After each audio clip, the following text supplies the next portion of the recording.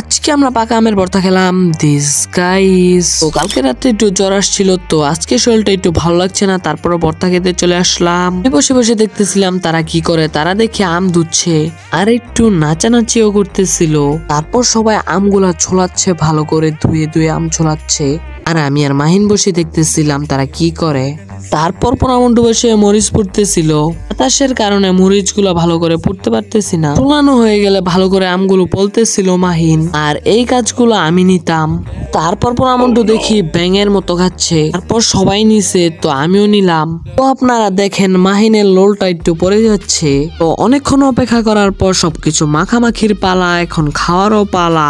ভর্তা মাখামাখি হয়ে গেলে সবার প্রথম বাইক আমি দিলাম, মজাই হয়েছে ভর্তাটা। আর মাহিনের একটু রিয়েকশন দেখেন, রায়হানের একটু রিয়েকশন দেখেন, মন্টুর একটু রিয়েকশন দেখেন, সবাই উড়াদুরা খাচ্ছে। সবাই মিলে মজা করে খাচ্ছিলাম ভর্তাটা। ভর্তা বানাইতে সময় লাগছে কিন্তু খেতে আর সময় লাগে নাই। তারপর সবাই একটা করে বড়া নিয়েছিলাম আর বড়াটা খাচ্ছিলাম, পাকা আমের বড়া। তোমরা কি কোন সময় পাকা আমের ভর্তা খেয়েছো? সবাই কমেন্ট করো প্লিজ। তারপর লাস্ট দিক দিয়ে সবাই কারাকারি করছে। আজকের মতো ভিডিওটি এতটুকুই, দেখাবে শীঘ্রই নতুন কোনো ব্লগে। বাই। চ্যানেলটি একটু সাবস্ক্রাইব করে দাও প্লিজ।